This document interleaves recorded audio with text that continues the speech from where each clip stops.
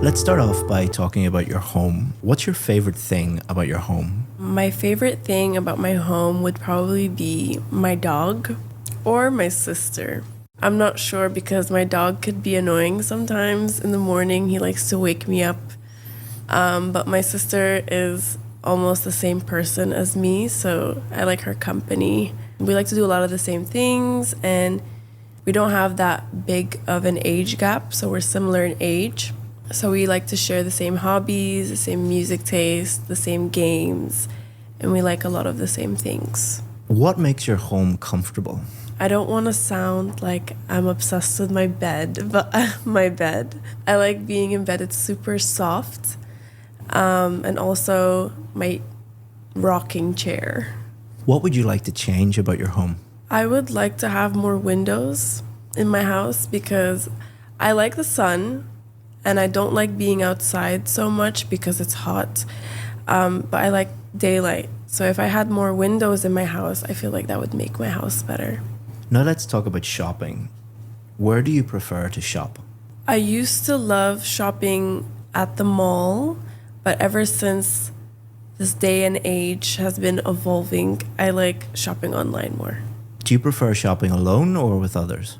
I like doing a lot of things with a lot of people, and I've tried shopping alone and I've tried shopping with others.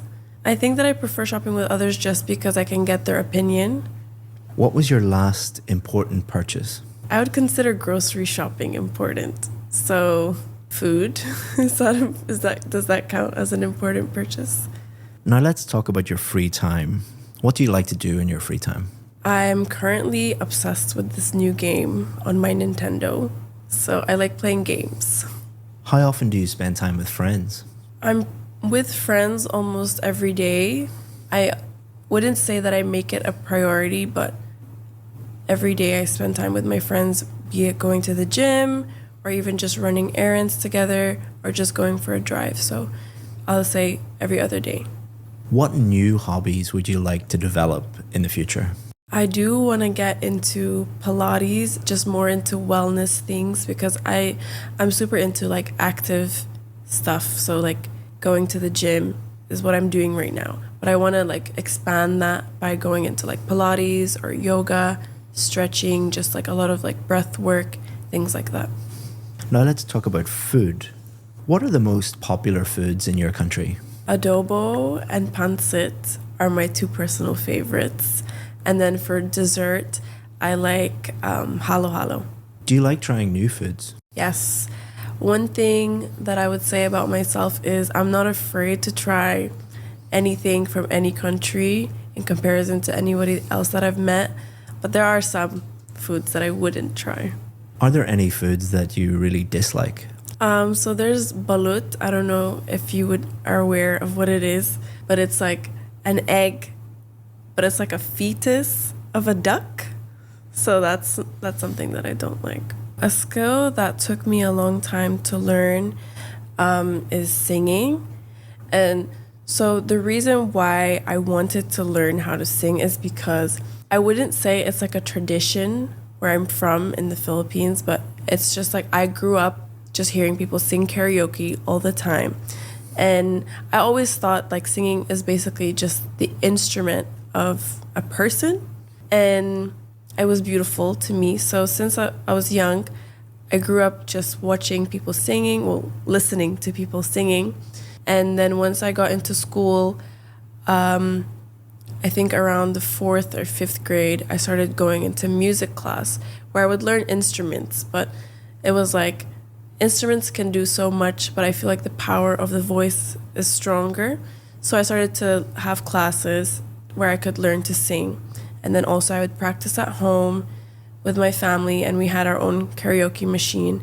And my sisters were interested in stuff like that too. So we would sing together, or like we'd play, I don't know if you know the game Band Hero. So we'd play like a guitar and drums, and then someone would be the singer, which would usually be me. And another reason why I was motivated to do that when I got older, when I was in school, we used to have like talent shows. I was always like interested in music, so I was in the music side of school, I guess. And So when I was in music class, I would, go to drumming contests, but that was boring. Then I started to go into singing because everybody else around me was singing and I wanted to be that. And then when I got to the talent show, I started doing better and better and better, and I won a couple of times. So that motivated me. But then the problem is that I've been inconsistent. Like I would, focus on singing for a few months and then I would stop and then I would go back to it. And so I actually stopped for a few years and then I only just recently started trying to focus on it again. So we've been talking about a skill that took you a long time to learn, and we're going to continue to talk about learning and learning new skills. What factors determine how quickly someone can learn a new skill? So I think, confidence, and then like the drive to want to do something, like if you're interested in it or not, and then also being consistent. Why do some people give up when learning something difficult? I think one of the biggest factors would be comparison. Let's say if you wanted to learn a sport and you're with other people that are good at the sport, or for example, when I mentioned singing, like everybody around me was doing it and they were already good at it. And so if I'm participating in competitions and other people are doing better than me and I keep trying and trying, it makes me feel demotivated because I compare myself to other people.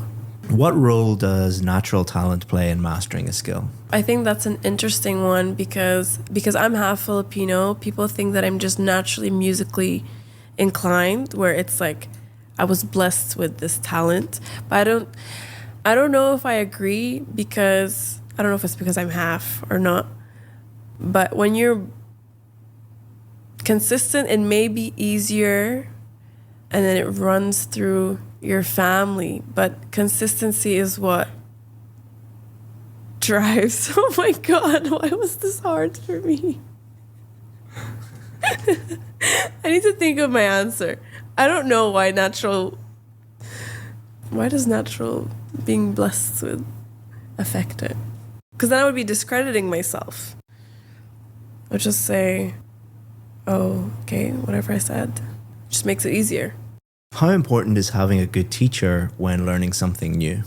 I learned that having a good teacher is very important when you want to learn something, because personally in school I struggled with math and I had tutor lessons, and then I would also just like stay late after school with my teacher, but I never passed the class until I took lessons with my best friend.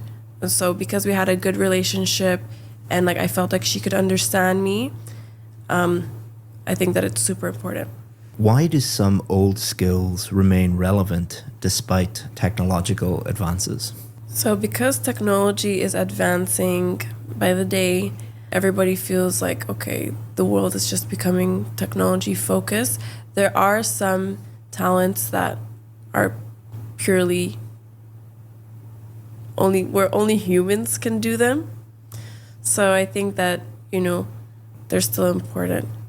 Okay, so let me give you some feedback. So I'm going to talk about part 1, part 2, and part 3, give you some general strategies and tactics to improve those areas. And then we'll talk about your individual marks, your band scores for the individual marking criteria. So part one, pretty good. Sometimes a little short. You could have expanded your answers a little more. I noticed that when you're talking about your friends or your family, you're far more fluent than when you're talking about more abstract concepts. It seems as if you find it very easy to talk about things that you love. So I would steer the conversation towards those things. Most of the questions are quite vague at times, such as your home, your shopping habits, your free time. When you involved your dog or your sister or your friends in those, you were able to expand your answers a lot more and you spoke a lot more fluently. Now, you weren't not fluent, right? You were very fluent, but it is a test. And the examiner wants you to expand your answers a little bit more so they can judge your fluency and your grammar especially. So I don't think you will have any problems with part 1, but if you can't talk about someone you love or something you love, just try and steer it towards something like an activity or an object or whatever that you're very familiar with, because it seems that's your comfort zone. Part 2, again, I really like the way you used a personal story. I would always recommend that you try and do this, that you don't try and make something up or talk about something just that's more high level or academic to impress the examiner, because you are highly fluent when you're talking about things that you enjoy, real stories from your life.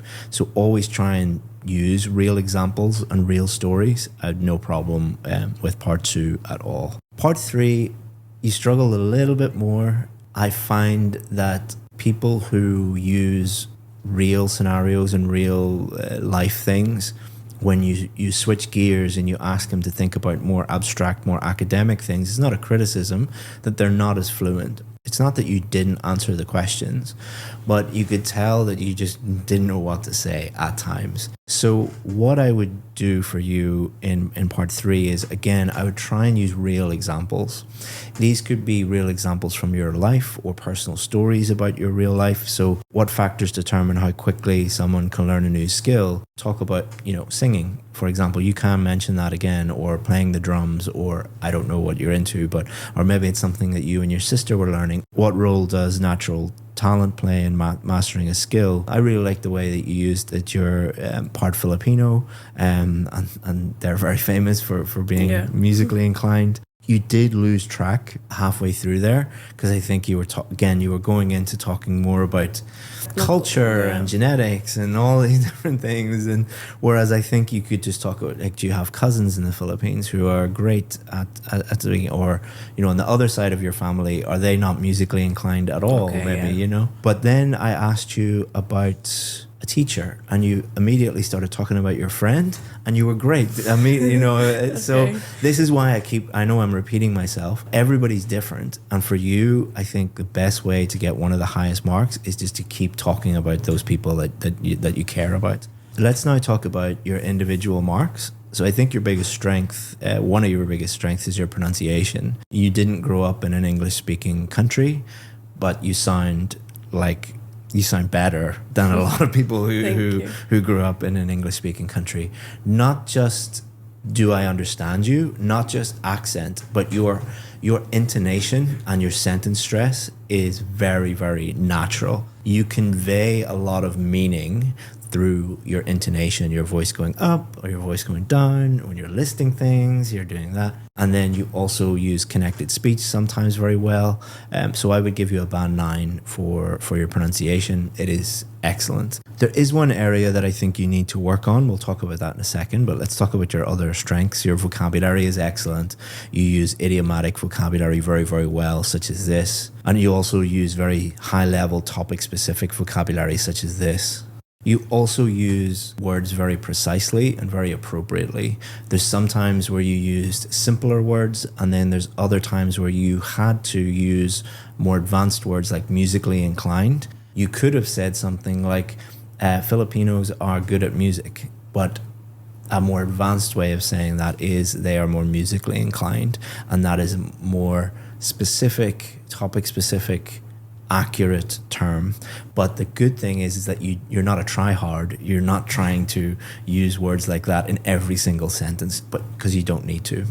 You choose the right times to use very high-level vocabulary when it helps you convey meaning. Grammar, you have no problem discussing any scenario, and I didn't hear any grammatical errors. There might have been a few little slips in there that I missed, but no problem there. So band 9 for grammar, band 9 for vocabulary. 999 so far. So less than 1% of people in the world who do the IELTS test get a band 9. So it all comes down to the final part. You haven't got a band 9 yet. Let's see if we can help you with that part, which is fluency and coherence. Fluency and coherence is in one band, and you need to get both at a band 9 to get a band 9. So coherence means, did you answer the question?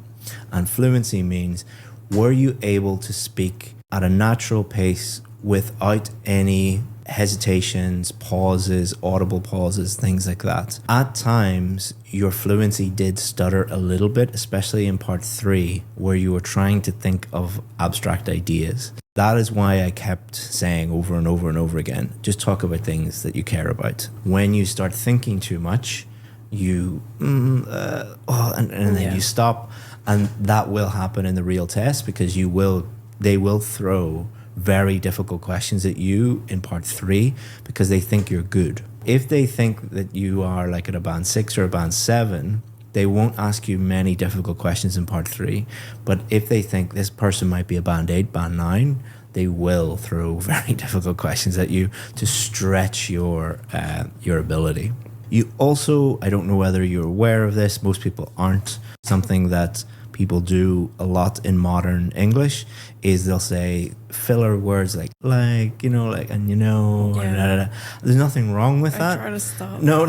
There's nothing wrong with that. The only time I would say you need to improve that is if you want to speak for a living. Like if you want to be a podcaster, or you want to be a radio presenter or a TV presenter or something like that, then you would really need to work on it. If it's just normal everyday speech, everyone else is doing it around you, so it's not a problem. For the purpose of the IELTS test, I don't think you do it so much that it affects your speech. Everybody does throw in these little fillers. It's not a huge problem, but it does make you less fluent a little bit at times. I noticed that you do it more when you're listing stuff, and then when you're trying to think of a new idea, you do that way. Not a problem, but again, talk about things you're comfortable talking about, because when you do, those things are removed. And then we have coherence, which is, did you answer the question, and did you develop your answer enough? Part 1, some of them were a little short.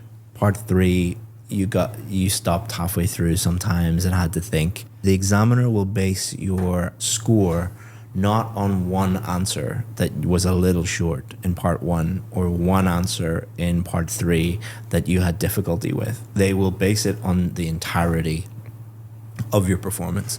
Most answers were fine, were no problem at all. But because some of them were, and because of the fluency issues, you wouldn't get the top score for fluency, you would get a band 8. But you were more than capable of getting a band 9. So I think if you go and do the test again, you will 100% get a band 9.